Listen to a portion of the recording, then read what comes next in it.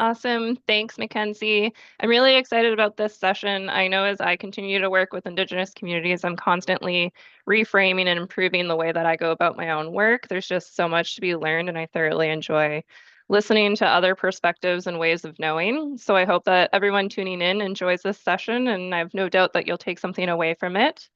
With that, we'll get started with Chris Herc from Grand Council Treaty Number 3 to speak about their invasive species work in the treaty. So welcome, Chris. I'll let you take it away. Thank you. I'm just going to share my screen here.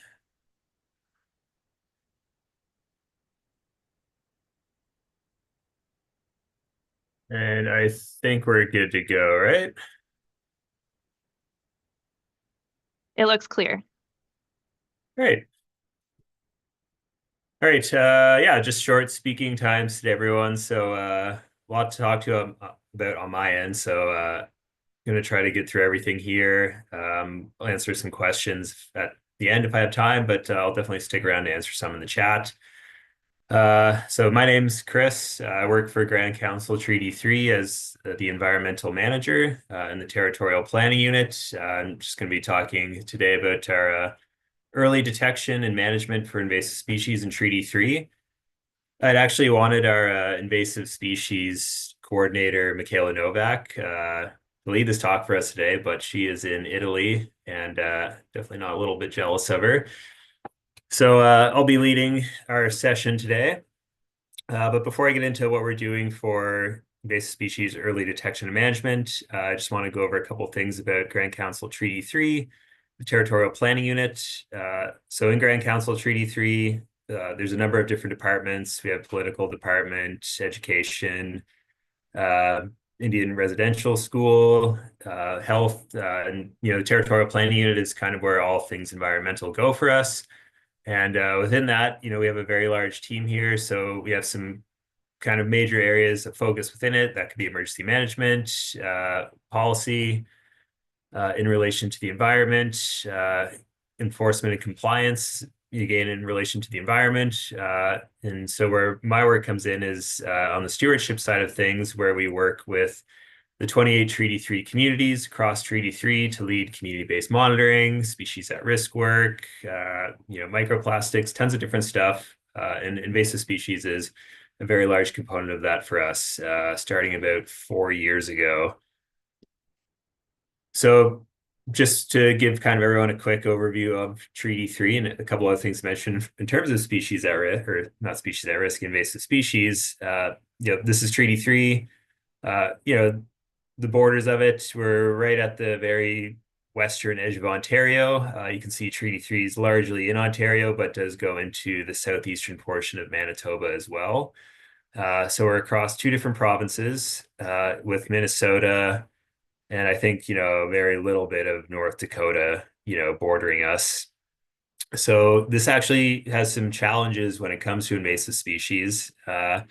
Manitoba to the west of us, Thunder Bay and the rest of Ontario to the east, and, largely Minnesota down south. We're right smack dab in the middle of it all. And there's only one highway going through this portion of Canada, east to west. So unfortunately, it's kind of a lot of areas bringing invasive species into Treaty 3, which we're gonna talk about here. So our invasive species work, TPU, territorial planning, used to largely be focused on just working with communities for environmental capacity building, helping with consultation and engagement. And it was back in 2018 we started with our first kind of in-field monitoring around community-based water monitoring. And I think it was 2020 when we got our kind of first little tiny portion of funding to start up some early detection for zebra mussels through settlement samplers with a micro grant funding through Invasive Species Center. And, going about 5 years into that, expanded to everything I'm about to talk about here today. So what our work has evolved into beyond just, zebra mussel settlement samplers is doing presence testing for zebra mussel veliger across all of Treaty 3, invasive Phragmites presence detection, and starting to get into management of that across Treaty 3. We've also been doing a little bit of monitoring for purple loosestrife. I wouldn't really call that one early detection. It's fairly well established across Treaty 3, but trying to find problematic areas of it for control. And so that's what we're going to talk about. So I don't really think I have to give everyone here too much of an overview on zebra mussels, but just for some specific Treaty 3 context, there have been zebra mussels found within Treaty 3. No adults, it's always been veligers. There's been some veligers in Shoal Lake, in the kind of northwest section of Treaty 3, and on the Minnesota side, not in Treaty 3, but those shared boundary waters. Veligers have been found on the very southern Lake of the Woods in Minnesota and the Minnesota side of Rainy Lake as well. So we've been putting a big kind of focus over these last 2 years for early detection of zebra mussel veliger in Treaty 3 and across Treaty 3. Just with some kind of background conversations and research we've been doing, we found that MNRF does do some testing for zebra mussels in Treaty 3, but it's largely just around southern Lake of the Woods and the Kenora area on Lake of the Woods. But as you can see, Treaty 3 was absolutely massive, and thousands of other water bodies in there. And fortunately, we from a tourism standpoint, do have a lot of money coming in from boaters and travelers bringing in boats from everywhere to enjoy recreation here in Treaty 3. But the unfortunate side of that is it often means a lot of aquatic invasive species can get brought in here. So for those unfamiliar with early detection of zebra mussel veligers, it involves using nets of specific mesh size, 80 micron, or I think it's 63 microns or less to get absolutely all of the zebra mussel veligers. But just with what we had access to, we had an 80 micron net, which gets the large majority of veligers that could be present in the water. And Michaela and our summer students have been doing a great job getting out there over the last 2 years to collect those water samples to send away to the Invasive Species Center for presence detection of those veligers if they are in the water. So just giving you a couple quick insights into our 2024 monitoring season, we did get out to 90, we took 90 samples across all of Treaty 3 from 57 unique sites across all of Treaty 3. We have some large water bodies here, so 57 unique sites. Some of those, like Lake of the Woods, for example, could mean we have 13 different sections that we're collecting water samples from. Good news is we didn't find any presence of zebra mussels here in Treaty 3, but I just want to quickly go to our 2023 map here. In 2023, we did find the first Canadian side of Rainy Lake presence of zebra mussel veliger on Rainy Lake. You can see on that bottom left map, that red star is where it's at. A lot of the lakes here can be a little confusing to look at from a kind of a bird's eye view on a map like this, but that is all one lake, Rainy Lake down there, but it does look like a series of connecting smaller lakes. So it is possible that it just floated up there, or possible, there are many different means of it getting there. Going back to 2024, we did do a lot of follow-up monitoring on Rainy Lake, and so that's why we're quite happy that we weren't able to find any positive samples for zebra mussel veliger on that lake. Just to kind of mention that we do have 2 other presence detections for zebra mussel veligers in 2023. That's for Saugeen First Nation. But they're right on Lake Winnipeg, which, unfortunately does have an absolute ton of zebra mussel in it. So it's unsurprising that we were able to find some there. Just going to quickly shift gears into Phragmites, and this is all leading into management, but we first started with early presence detection, and we're starting to get to what do we do when we find these things. But just mentioning Phragmites first. If anyone is unfamiliar with Phragmites, we have a native variety and invasive variety in Canada and in Treaty 3 as well.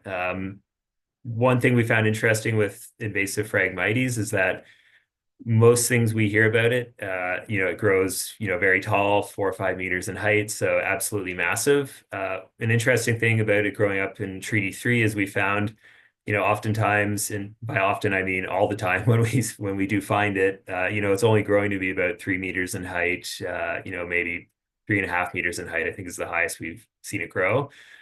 So one of our kind of biggest signs for finding it for early presence detection is looking at the flower heads and seed heads. Those pictures on the left, you can see very robust, very dark in color, purplish in color, compared with, just as tall, version of native Phragmites on the right, but that seed head is a lot a lot more sparse, a lot less dense, and a lot more beige in color. Something that also holds true to it up here is, it doesn't, the invasive variety doesn't have that kind of red coloring on the stem as well. So, another physical indicator that we're reliably able to find it by. And yeah, just some seed head comparisons there. Something we've done for communities and use on our own here is just using a physical ID card to help us out in the field and for any communities that want to join in with that work with us. But kind of just quickly talking about 2023 and 2024 DNA test results. So as we've been going across, Treaty 3 roadways, doing our mapping and monitoring, we've been taking DNA tests from those stands of Phragmites that, to us physically look like they could be the invasive variety and getting that DNA confirmation. So in 2023, we did have 17 confirmed positive cases of invasive Phragmites. We mapped 91 stands, took DNA samples from 61 of them, 17 came back invasive. Just with the red dots on the map there, those are the invasive variety. We do have a cluster of 6 down in the Fort Frances area, borders on International Falls in Minnesota. So we can see, that's kind of a bigger kind of gateway into Phragmites coming from the Minnesota side. Phragmites is out in Thunder Bay, so along Highway 1, that highway cutting through the map, the Trans-Canada.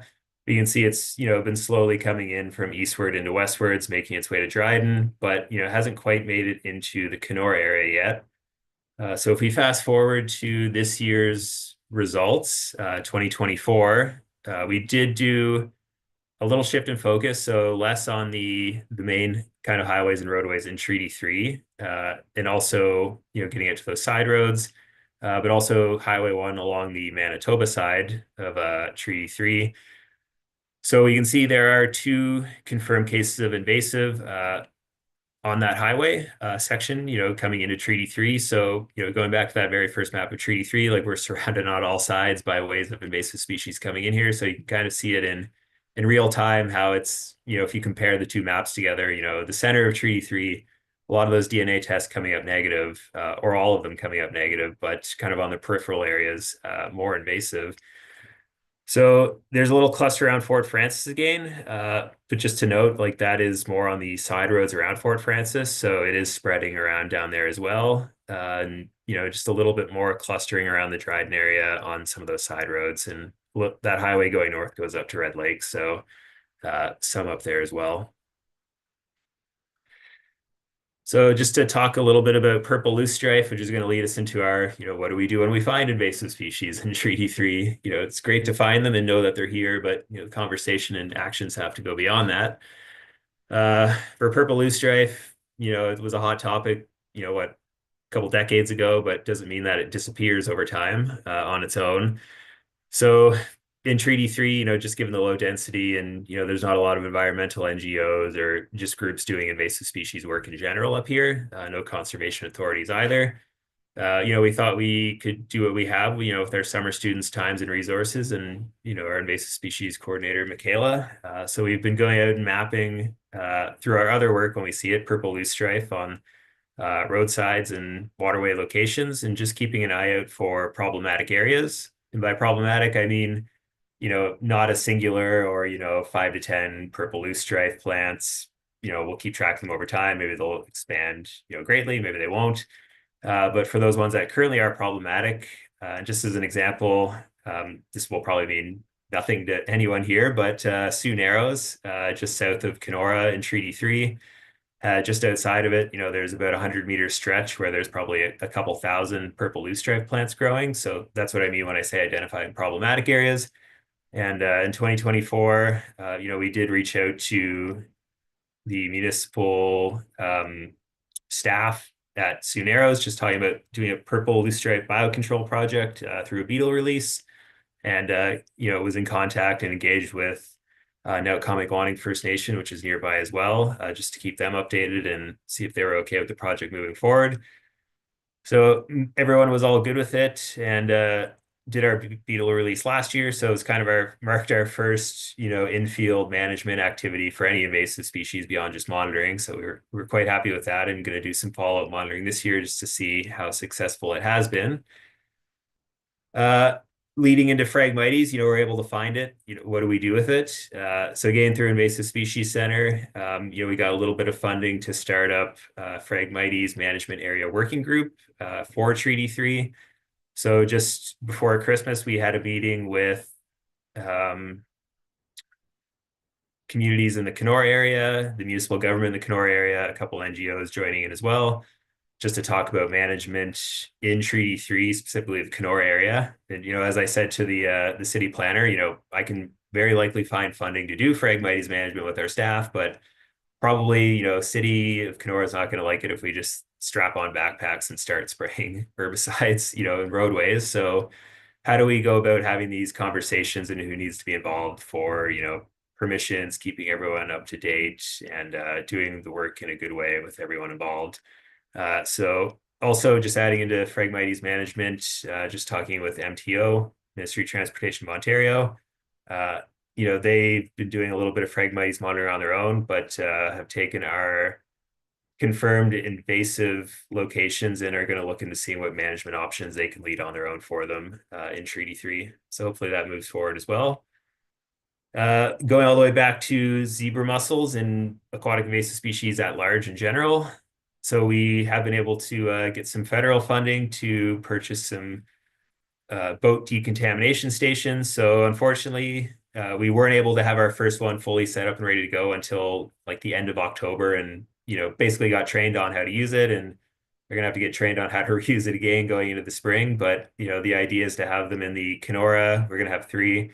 One of the Kenora, Dryden, Fort Francis area. They are on trailers and wheels, so they can be moved around, but treated as semi-permanent locations. But can move them around to big fishing tournaments or communities if they have some need of them as well.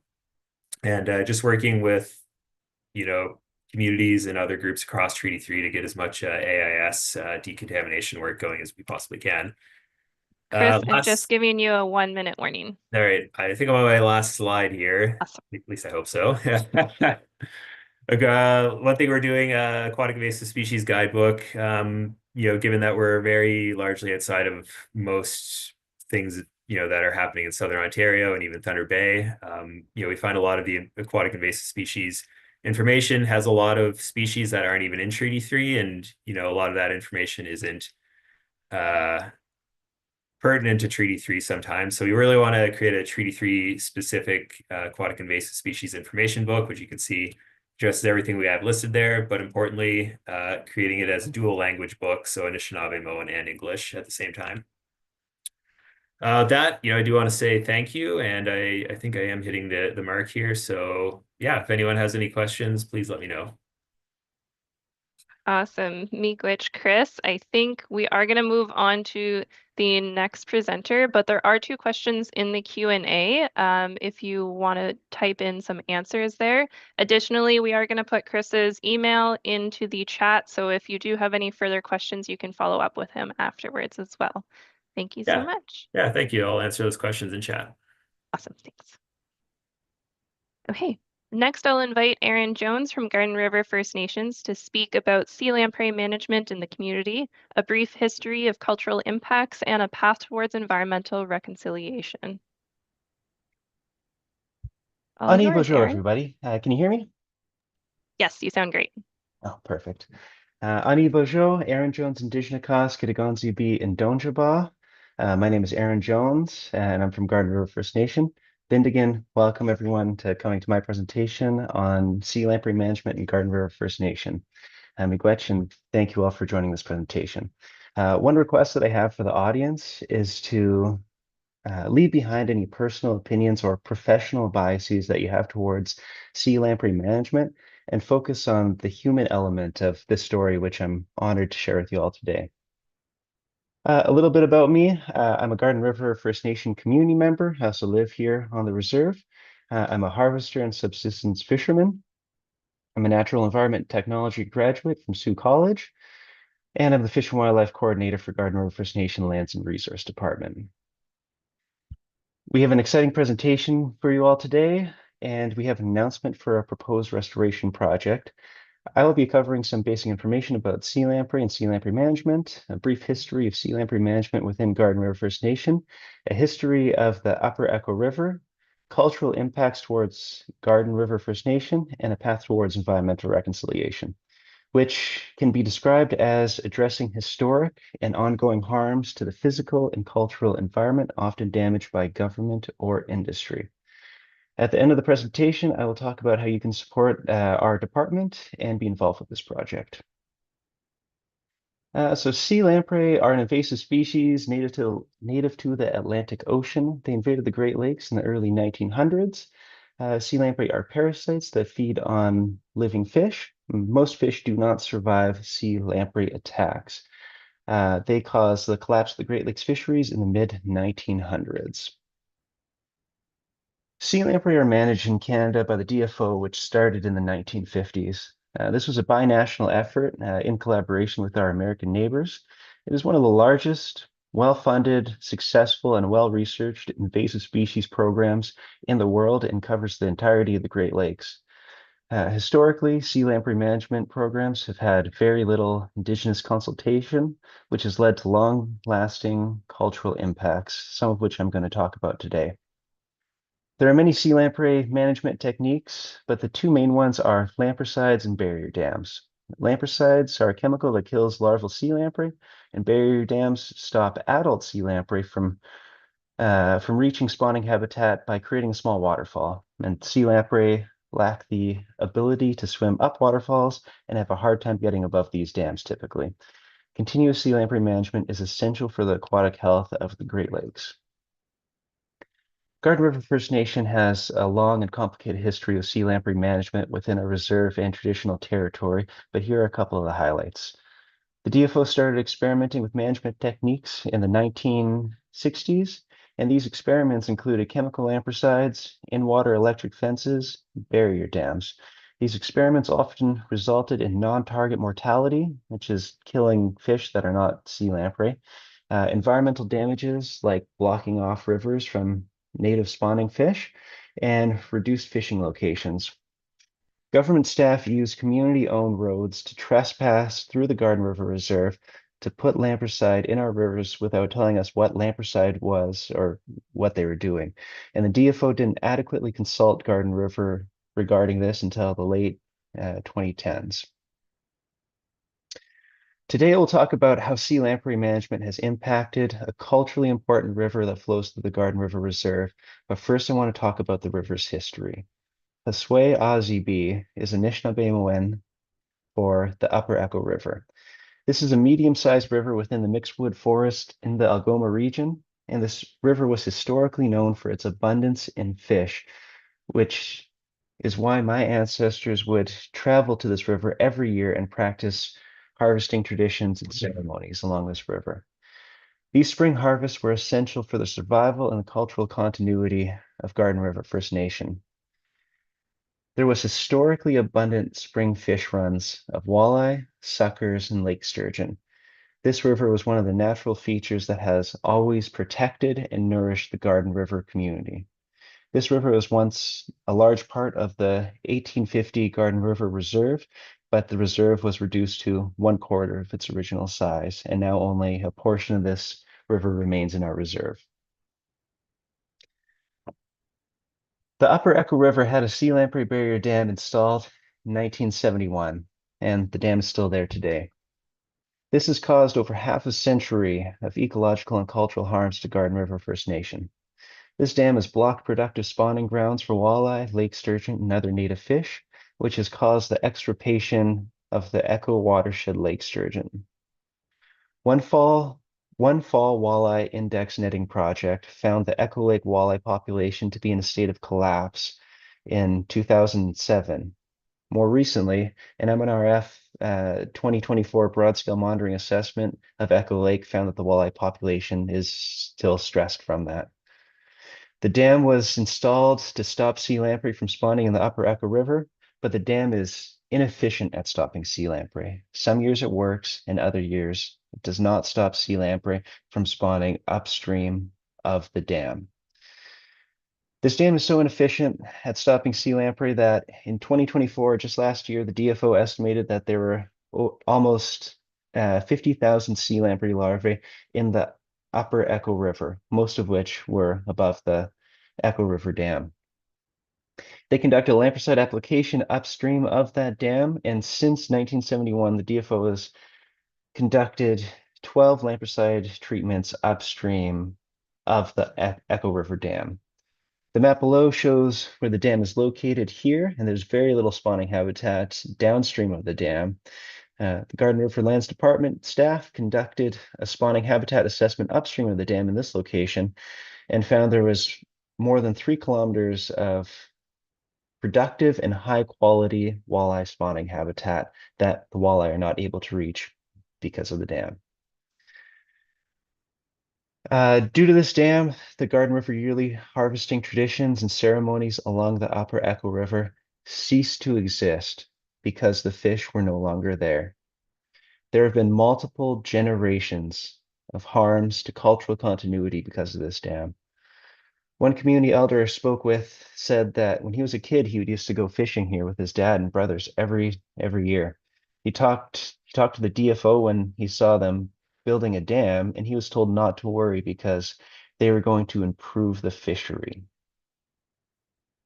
He tried going fishing back there once the dam was installed, but there was no more fish that could make it above the dam, so it was never the same since then. And he said he doesn't like going back there anymore because he never had the opportunity to take his kids fishing there, something that he did when he was a kid. No one from my generation or my parents' generation have experienced fishing in the historically abundant fish runs of the upper Echo River. There's been multiple generations of reduced community food sovereignty, which means that Garden River families had reduced access to healthy fish that have sustained our community since before colonization. After this dam was installed, the walleye fishery in Echo Lake was heavily degraded. There's been increased harassment and discrimination to the Garden River community members because our community was blamed by local fishermen for the collapse of the walleye fishery, which has led to Garden River members being harassed, shot at, and fishing equipment destroyed, all because we've been trying to feed our families how we have done for past generations. This dam has severely impacted Garden River's traditional and treaty rights, and despite multiple dam upgrades, there has never been adequate consultation regarding this dam to the Garden River community. My grandpa, former Ogama Jones, was chief in the mid 1970s, just a few years after the Upper Echo River Dam was installed. He told the DFO that the dam was harming the walleye population and community members wanted the dam removed.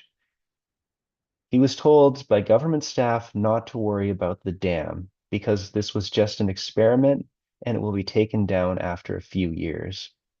The original dam was taken down, but it was replaced by a permanent modern sea lamprey barrier dam and is still in place today.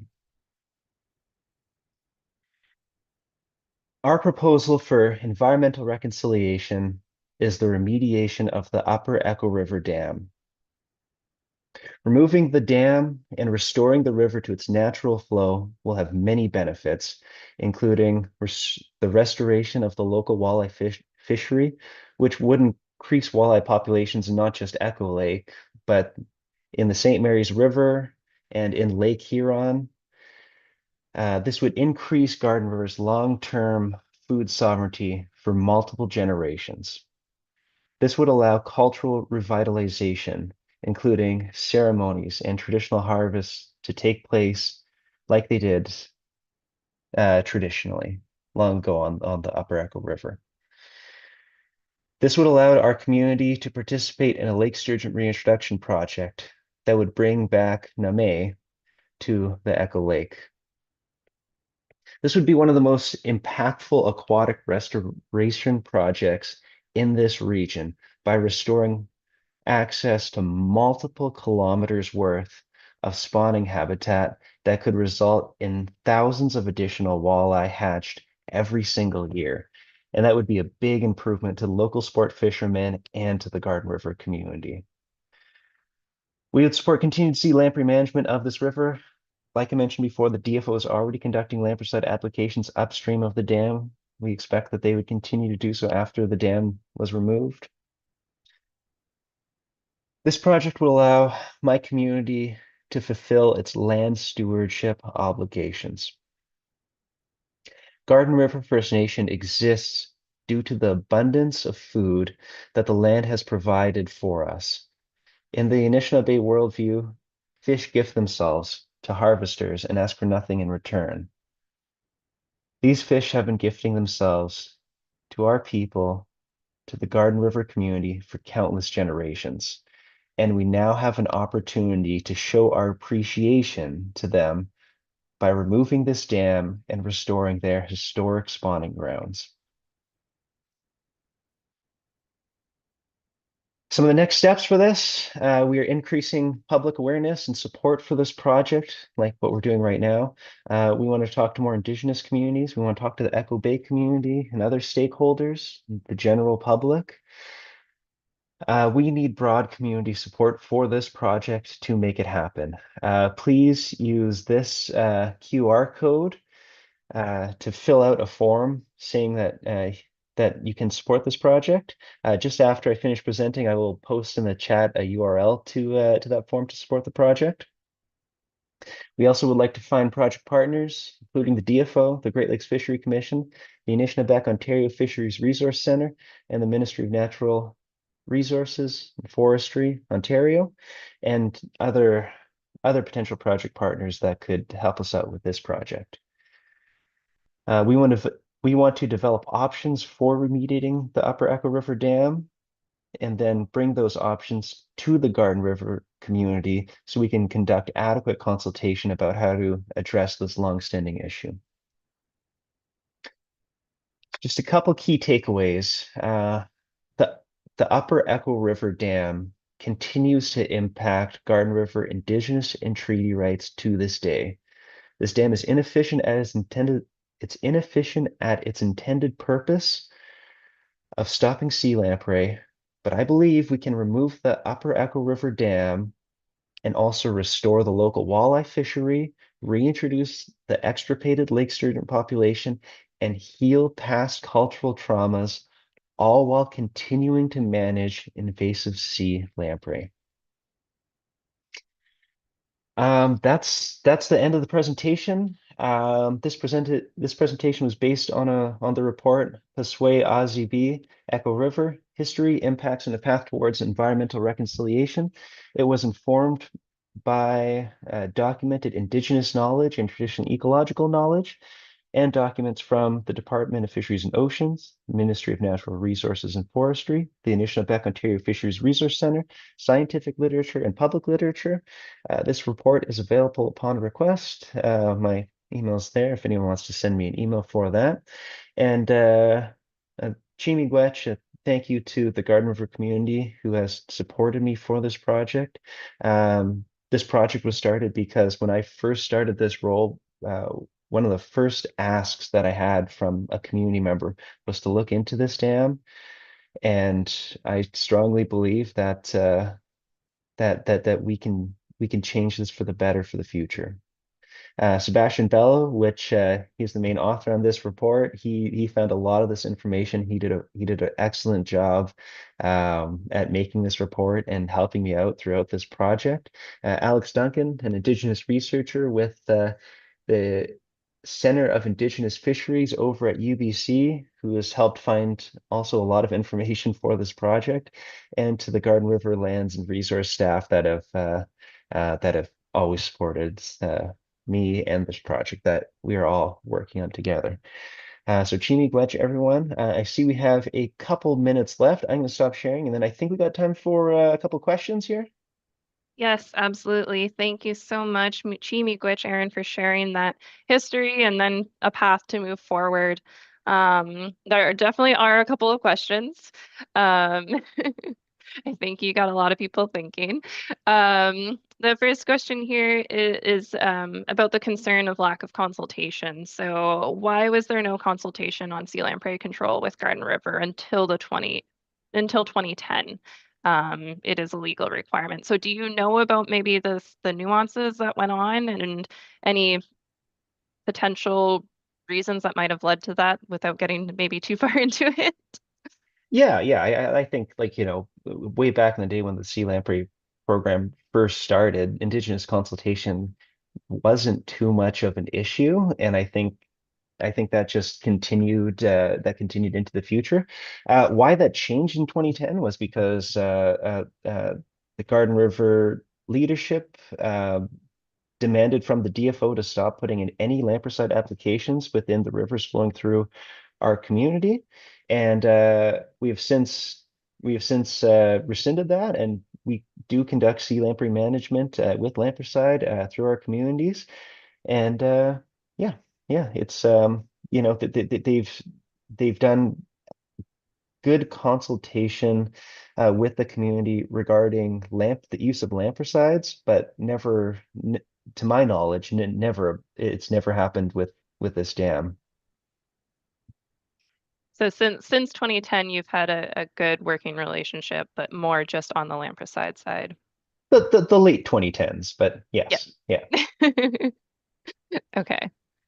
Um, there's a question here about traditional harvesting practices on how that might impact fish stock or fish populations as well.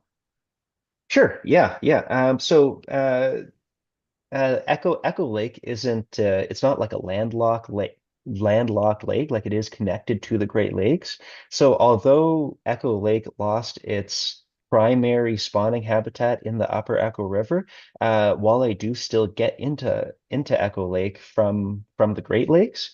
And yeah, there has been continued indigenous harvesting in Echo Lake.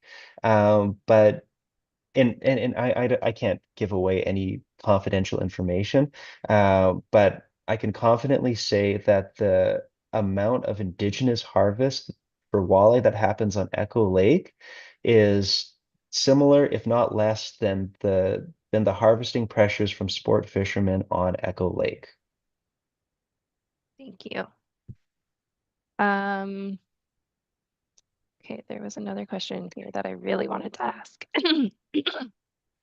Um, okay, what sort of, and this was a question that I think I had as well. What sort of risk versus reward assessment have been conducted to establish that removing the dam will not also do more damage with either lamprey population increasing or the gain of walleye increasing spawning habitat? So has that process started? I know you mentioned that that's kind of part of the next steps is doing that, you know, that analysis and also a remediation analysis. But have you started any of that process? Do you have any maybe guesses on what you think might happen?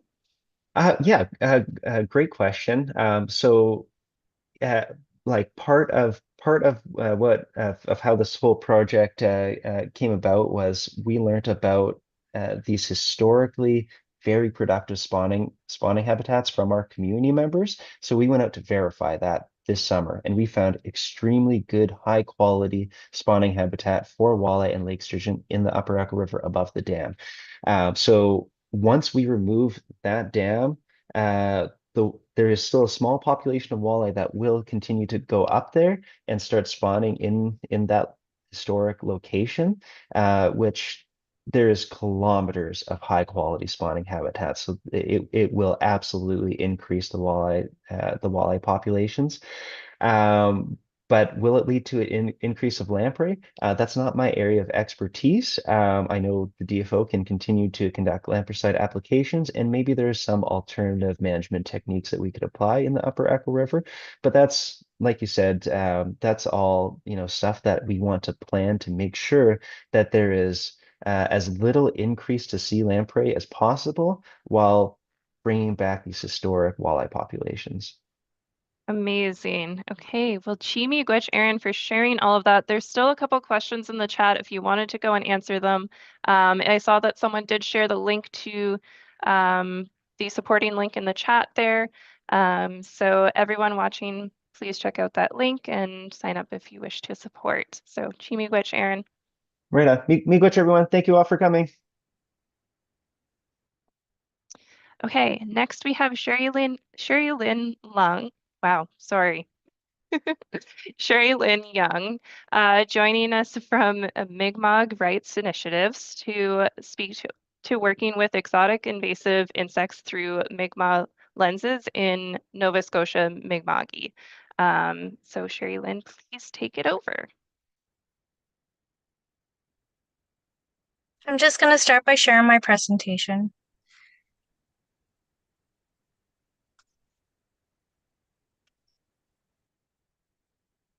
And let's see if I can get it into.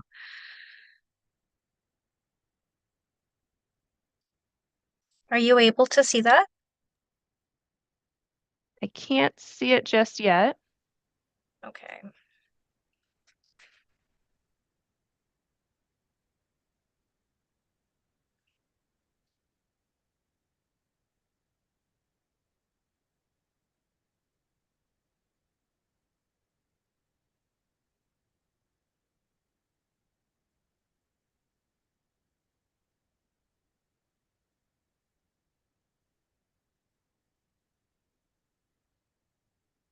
Are you able to see the presentation there now?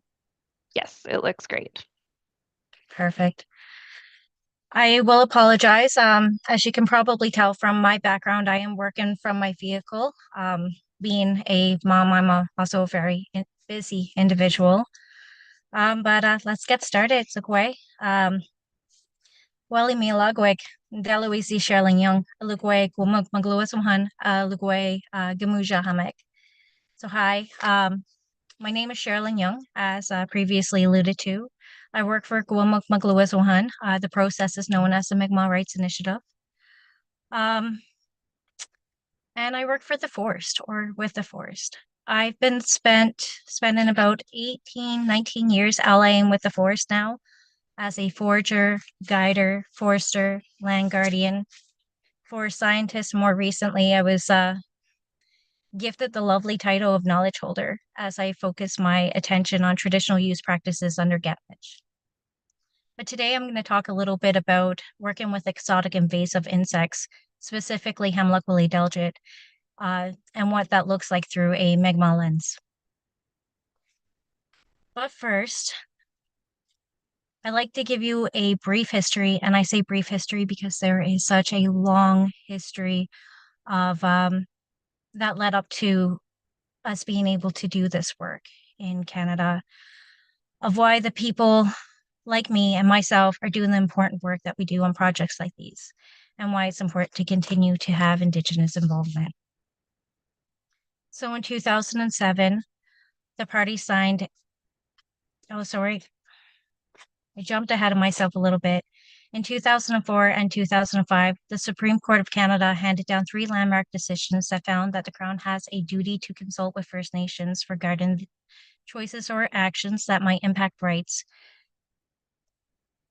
Those landmark decisions, they came from the Supreme Court cases Taku River, Mi'kmaq Cree, and the Haida Nation. And when I say anything that might impact rights, this includes any land alteration that could limit traditional use, disrupt important sites, or cause harm to the environment. Then in 2007, the parties signed the Mi'kmaq Nova Scotia Canada Framework Agreement for the Made in Nova Scotia process. This process is entirely unique in Canada. And because Nova Scotia Mi'kma'ki is the unceded ancestral lands of the Mi'kmaq, this Made in Nova Scotia process allows for the Mi'kmaq of Nova Scotia, Canada, and the province to negotiate outstanding issues of Aboriginal rights and title, including the assertion of Aboriginal title and treaty rights. And then finally, on August 31st, 2010, the terms of reference for Mi'kmaq Nova Scotia Canada consultation process was ratified. This is a process that I work under specific to the protection of flora and fauna. So presently, under our consultation process, we have over 800 active consultations and hundreds of additional engagements. And because of the sheer number of projects on land and sea and our relatively small team, about 13, we need time to review these requests. We review these requests not only to determine the extent of impact to only rights, but also to make sure that our communities and chiefs have the time to provide feedback and are satisfied with the results that are given. From my experience, consultation request is the last step, and any project will cause delays and headaches on both sides. And while this portfolio is not without its headaches, I would still consider it successful. And this success, I think, could be attributed to the fact that we were engaged so early and have been involved in every decision since. So, what is Naduklamek? Well, Naduklamek is the right to access resources in a way that these gifts from the Creator can survive for generations, 7 generations to be more specific. It's living symbiotically within our environments and using resources through Gepvech.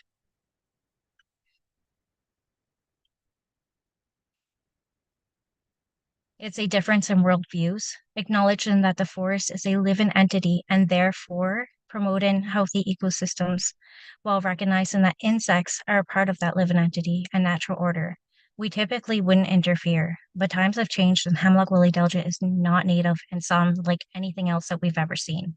It's not capable of living symbiotically within our Nova Scotia forest.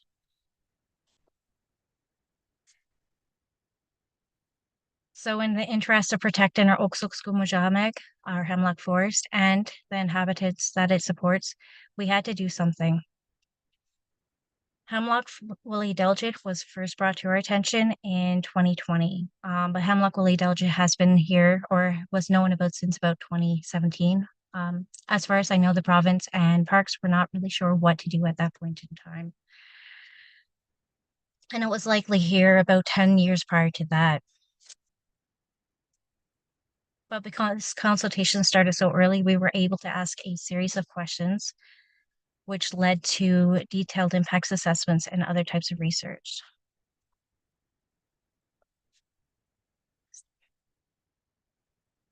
The results from the research informed our best practices reviews and our decision making. We had some really good questions. Some of our questions included, how do chemical neonicotinoids move through the soil and water? How do neonicotinoids move through root grafts and mycorrhizae? Will chemical byproducts be present in flora and to what extent? And will it be harmful to those who consume it, wildlife and humans alike? And could there then be non-target impacts to not only species at risk, but all of those who inhabit those chemically treated areas? And so while we don't have all the answers, we were able to work collaboratively together.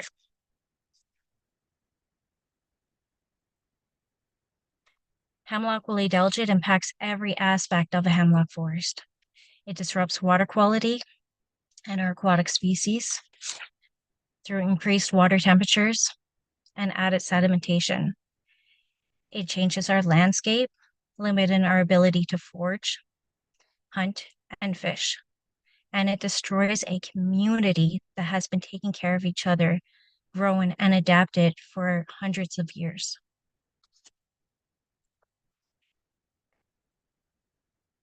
And with loss of forest means loss of sacred sites and possible exposures of burials and artifacts.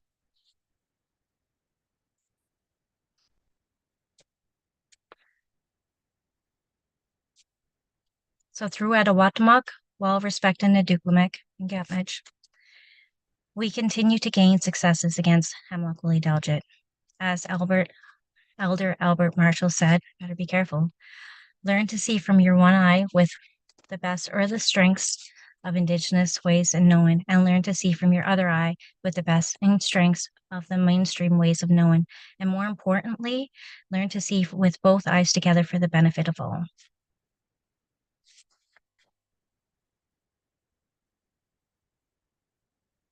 So, minding Naduklamek, two-eyed seeing, and through collaboration with the Crown, we've managed to identify areas of immediate concern. We were asked to review about 40,000 polygons, and this was absolutely no small feat. We were able to develop cultural educational pieces, fact sheets, briefings, posters. We were able to conduct virtual and field community information sessions for all ages, including our youth. You could probably see that there's a little guy here in the top left corner. And we were able to protect those areas that matter the most to us.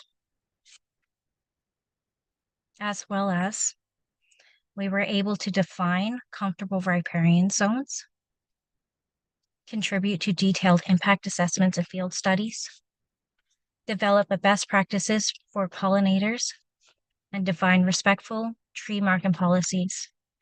And we were able to build a positive and long-term relationships with private, federal, and provincial parties.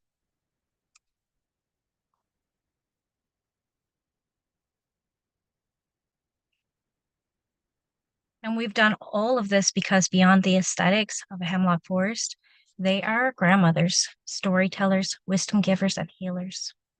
They protect our buried ancestors, artifacts, and house some of our most sacred sites, while still gifting us with hemlock byproducts and medicines that are unique to Oxox Forest.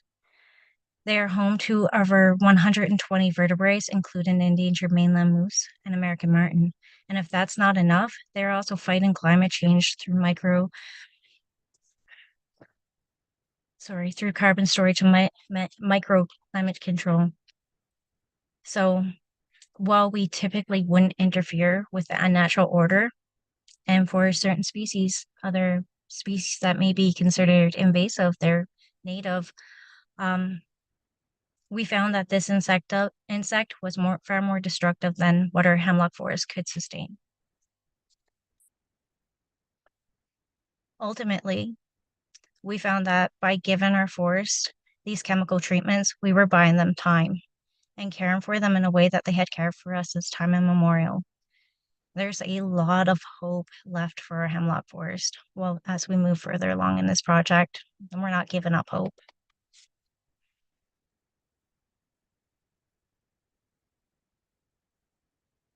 And hopefully in the future, we are hoping that biological control, or right now they have Leucochrius nigrinus released in the province, will be successful, thereby reducing and hopefully one day eliminating the need for chemical treatments.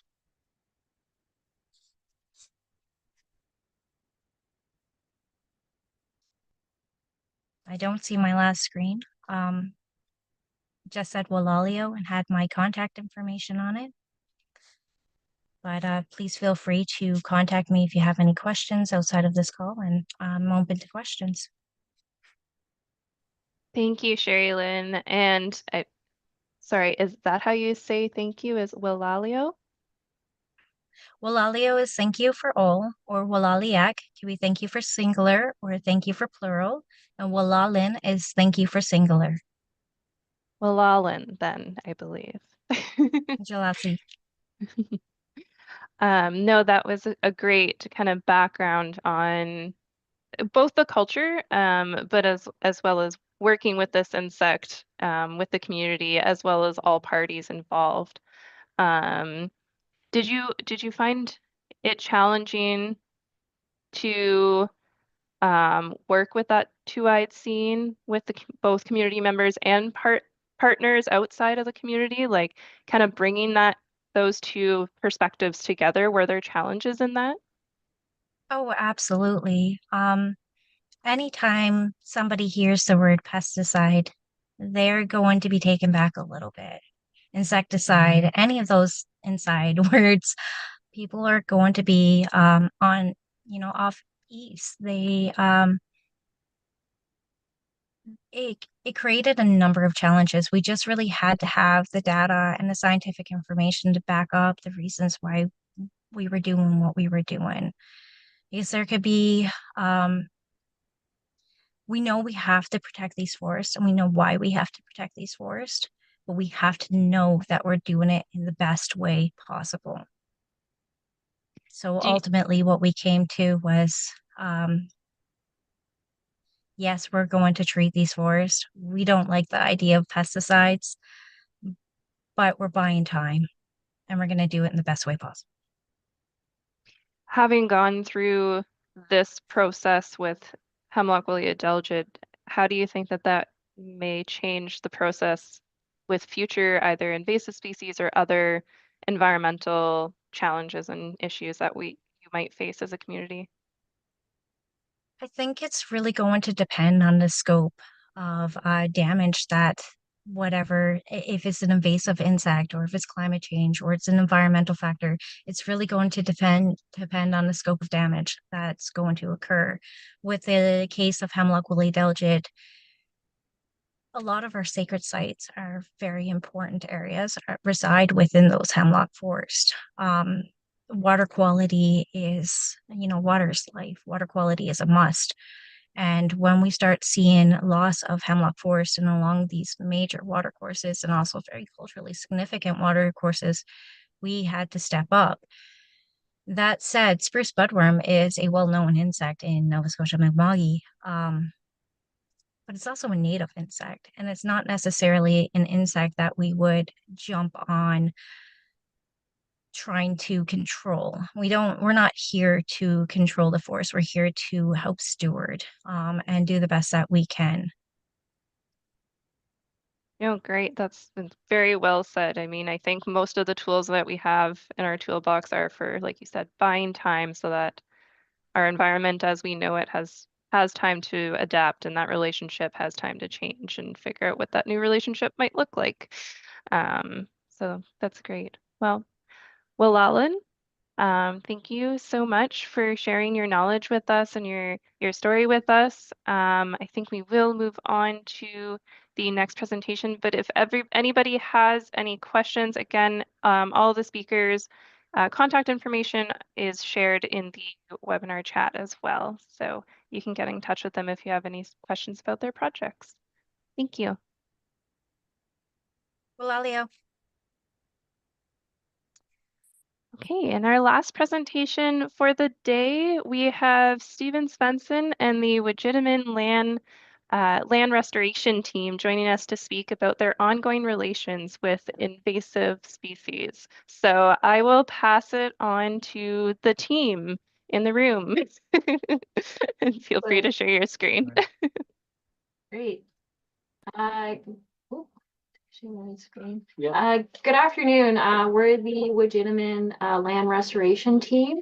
I have with me today Big Bear Hardy. He's one of our Wiijindamaan land stewards. Ryan Duncan, another land steward. Our leader, Dr. Stephen Svenson, part of the Conestoga College. And I am Megan Sanderson, and I'm the lead biologist on the project.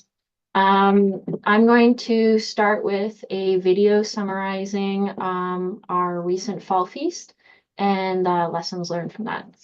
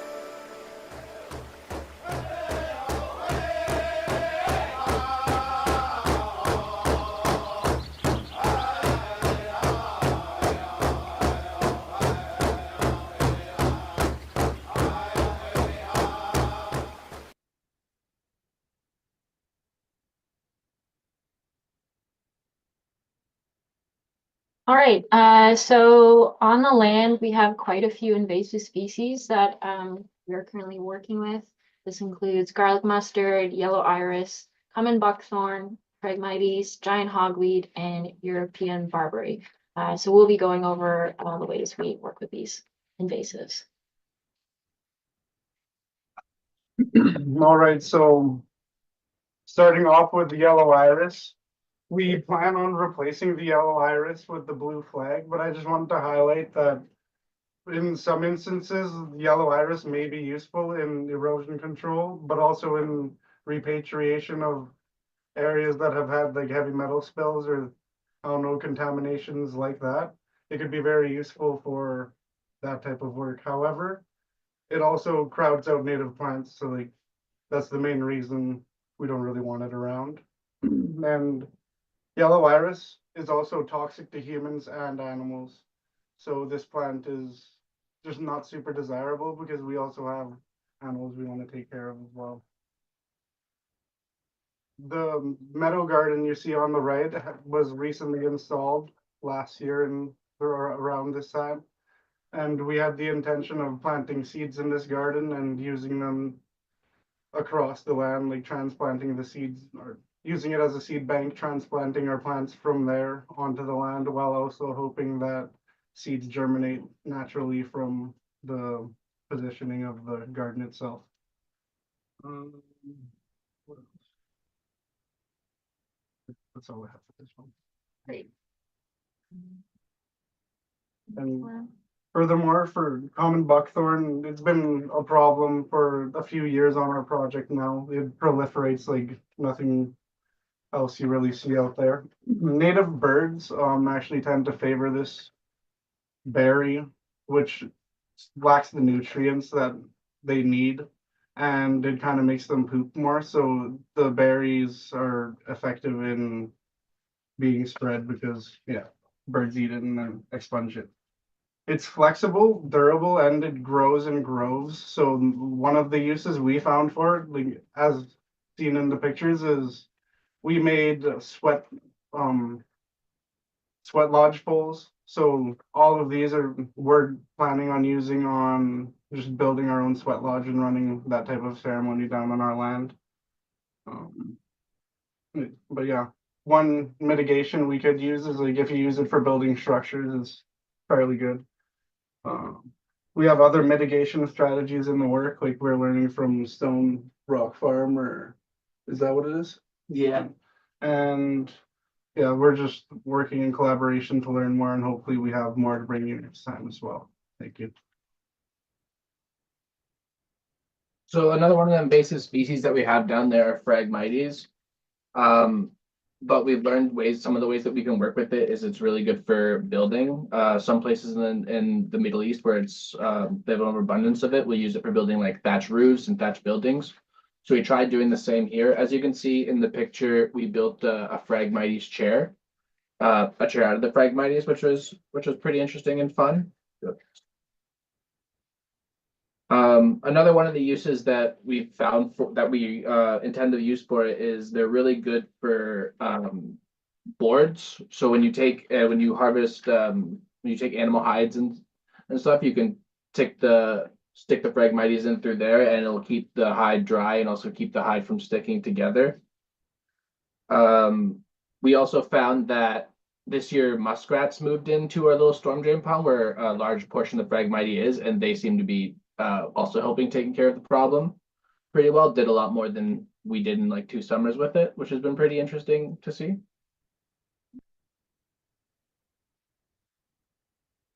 Yeah, so just for a bit more context, we're working with about 200 acres, and I know some of the other folks are working with much larger areas of land. And so I think our day-to-day experience of these plants is pretty intimate. And so, you know, I guess we're doing things at a kind of a micro level. We also don't have a ton of funding, so there are things that we'd like to do that we can't quite get to yet. We do have a significant giant hogweed problem. We work with the City of Kitchener in terms of mitigating it, but it's really kind of got out of hand. And so this past summer, some of us took a walk through, and it had really spread significantly. And So the city, we prevailed upon them to say, because some of it was within like 3 meters of the walking paths, which is a no-no. So we had some folks come in and do some removal. We did some removal ourselves if it was sort of small enough, basically dig and turn and chop up. But some of it had already got to kind of great heights. And so we had the hogweed guy come in and inject. He's built kind of a portable, he's a hypodermic needle injector, and he injects glyphosate directly into the stem, which I guess is a good adaptation. We're not doing broadcast spraying, so that's important. We, with all these plants, we're sort of looking at uses. I think it was you, Big Bear, last year mentioned that if you hollow them out, you could use them to carry things in. And the hogweed guy kind of scoffed at that because he thought they were kind of small. But I was talking to him the other day, and he had found one that was 5 inches in diameter. And so that idea, there's some big ones out there, and if they get away from us, at least there might be some kind of use. So we're always trying to look for some sort of use here with these. Yeah, so the other species that we hadn't really engaged with down there, but we really sort of noticed it this winter in particular, was the European barberry. I like the way you said barberry, because it's European barbarians for sure. And so what do we do with this? There's not a lot of it down there, and the little bit of research that we've done on it, we know that it can be kind of a haven for ticks. It's difficult to remove because it's got all those, if it gets it's got all the thorns on it. But I ate some the other day. It tastes pretty good. It tastes a little bit like cranberry. So there's always this idea of what's the use of it. People have used it in other places, so it does have some sort of medicinal quality. It's also got there's some caveats on that. You want to be really careful. There's not a ton of research, but then again, what can we do with these things on the way to kind of removing them, I guess, long term. So yeah, that's kind of the story of our ongoing relations with these plants. Excellent. Thank you. And I think we're good to take some questions.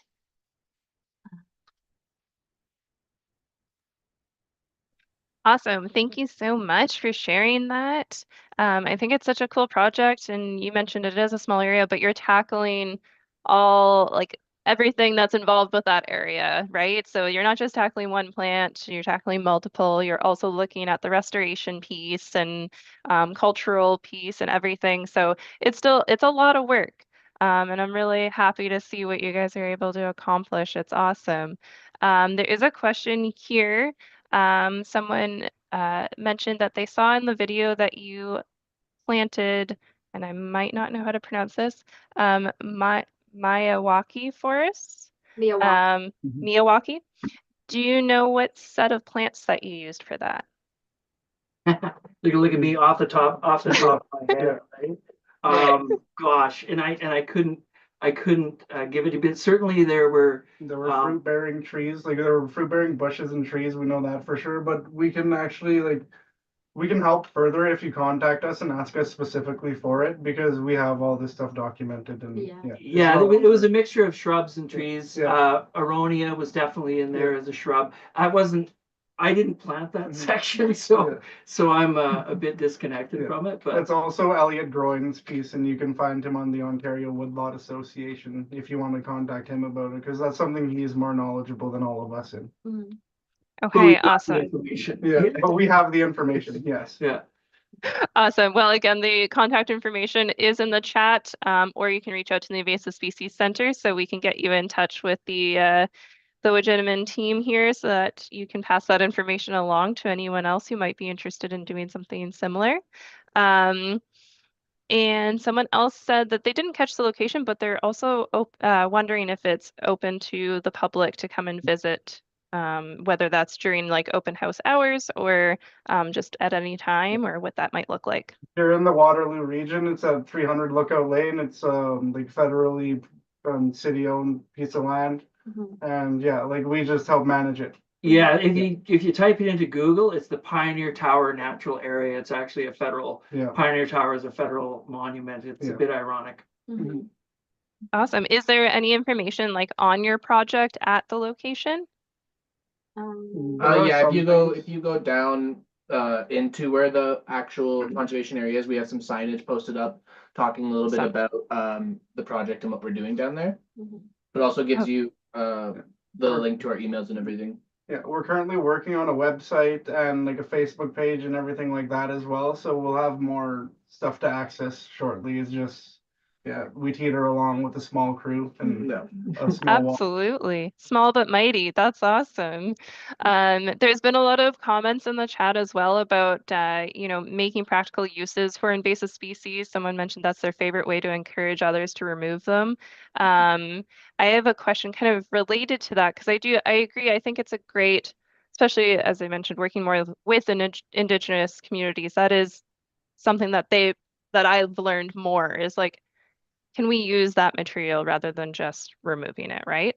My question on kind of the flip side of that is, how do you deal with preventing the spread while you're also using the material? So some invasive species can spread just by losing plant parts, for example, or things like that. Are you taking that into consideration? What advice would you give to others that might want to use invasive species while they're also managing invasive So species? a little bit of example for what we did with the buckthorn when we gathered the poles for our sweat lodge is we actually we would take out deroot the buckthorn tree that we were choosing, make sure we're using the entire tree, and then rake up any of the berries and stuff that have dropped down there, gonna replant. So that's one of the ways that we've done it. Mm-hmm.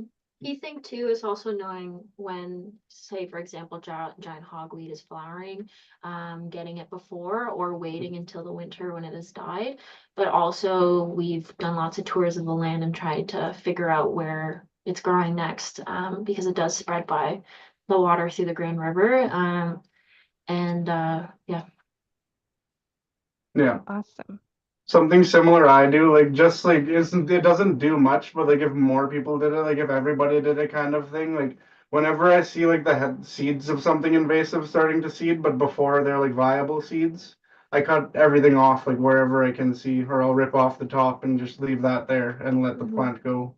And yeah, it's just less growing. So Yeah, you touched on something there. It's kind of like, if one person, if the difference between if one person cuts one seed head versus if everyone just cut one seed head, then you'd have however many seed heads cut, right? And preventing those seeds from spreading. Yep. So small impact, but collectively makes a huge impact. So that's great. We do have another question here. If you're removing a plant like yellow iris that takes up heavy metals, do you plant any native plants that play kind of a similar cleanup role, or just make the space for native plants that already do that job? we have some like there's on our piece of land, there's tons of goldenrod, which also does a similar thing to our yellow lily. It's just like I always ask the question of like why a plant is there, and then I see what their like attributes are and like why they like what use they have. And typically, like you'll realize like, oh, if you Google the yellow lily and it's only in this area and it hasn't spread anywhere else, it might be a bit more contaminated than the areas around it, or just things like that. Yeah, but we're also actively growing Iris versicolor. So we're trying to blue replace flag. it Yeah. and remove it out. Like we're trying to get our blue flag in and remove our yellow flag as we can. Right. Do you find that does blue flag exhibit any of those same attributes with removing heavy metals or cleaning up the soil or anything? I think they have similar attributes, but yeah, it doesn't like outright say like if you is easily accessible information for the yellow iris, but I haven't like come across anything mentioning it. But yeah, I could It's also something to just look look more into, into it. It's easier Yeah. to look. Yeah. Okay. Awesome. I'm just reading through a couple things here. I think we have a heavy metal problem where that stuff is. Do you think it's an indicator of heavy metal potentially? No, I think it's an indicator of it's escaping out of the gardens and the hills up above. Yeah. Yeah, it's an indicator. It's just like a bit of ignorance mixed with like the proper land to do so, and yeah, because our area is stormwater retention, so you don't really ever know what gets in there, right? Mm-hmm. Right. The Okay. land that we work with is about 200 acres, but it is right next to a residential area. Mhm, So people bringing those in these flowers because they look pretty mhm. is one of like the things that cause it to end up growing in spaces like these. Like hogweed is a plant from Asia that was originally brought over because people thought it looked really nice in their gardens before realizing that like if you touch it, it burns. So now you don't see it people using their gardens, but it has now spread to our wetlands. Yeah. That's great. Do you do any outreach with the neighboring community, the residential area? Absolutely. We Yeah. have really fostered in the last 2 years, we have really fostered a good relationship with the community that lives up there. They're have been really interested in what we're doing down there, and we always take the chance to invite them out Mhm. because the more people that know about it, the more people are willing to come out and volunteer. And we have a pretty steady group from that community that just comes out and helps us whenever we're down there. That's awesome. Have you seen a shift at all in what plants the community might be planting in their own backyards? Have you been getting a lot of uptick in like them wanting to manage invasives on their own property and or asking you what plants they should plant or anything like that? Yeah, a lot of questions with asking us what they want to plant, but we haven't really gone looking in their backyards to see if they're Yeah, planting anything. I guess I've just meant like through conversation if you've seen it increase, I guess. But definitely like more people are coming down and every time we're down there, more people are coming down and asking us about what they can do to help and then are taking that information and using it for themselves, which is really good, and which we want to see. The spread of knowledge is important. Yeah, that's Absolutely. something else we do with our garden down there is like the seeds that are produced at that garden, you're invited to take and bring back home and actually plant yourself. Mhm. Because That's wonderful. yeah, those are your natural indigenous or native species, right? So yeah. That's great. There is another question here on the disposal of yellow iris. If it contains heavy metals, is there a different protocol maybe for disposing of it? Can you compost it? Can you talk us through We that? haven't got there We yet. don't Yeah, we we- don't Okay. not Yeah, yet, yeah. but I might have read a piece of text somewhere that says it repatriates it and turns it into something else, but I would recommend just like making sure for yourself. And yeah, Okay. like, I will note that with invasive plants, it's not typically recommended to compost them, as oftentimes they can continue to spread still, but I'm not particularly sure of the nuances with yellow iris myself either. Just for anybody else that's listening. Mhm. Someone added that they solarize all their invasive plant material, which is the kind of recommended protocol as well. Mhm. A lot of comments, like such a progressive group. Thank you so much. Everybody's really excited for the work that you're doing. So thank you so much for joining us and sharing your work with us. Again, everybody's contact information is in the chat. If anyone has any follow-up questions or is looking for some of those protocols or the plants that you're using and working with, please follow up with the speakers, because I think all of them have expressed how much they're excited to help. So thank you, everybody. And I think with that, that brings us to the end of the session. I just wanted to note that tomorrow, first thing in the morning, is our Invasive Species Center award ceremony, where we will celebrate the leadership and commitment of individuals who help move that yardstick towards a Canada where land and water are free from invasive species. So with that, I will pass it back to you, Mackenzie, if you have any kind of last minute things to add. Otherwise, we're at the end of the day. Thanks, Drissa, for leading us through that great session. For all who stuck through to the end of the day, I just wanted to flag a couple of special sessions going on tomorrow. As Drissa mentioned, join us first thing for our award ceremony. Very excited about that. And then we also have a special session on Phragmites first thing, and we'll go through some aquatic invasive species moving through into the afternoon. So check out our program and see where you're looking at joining us tomorrow. Thanks so much, and we'll see you then.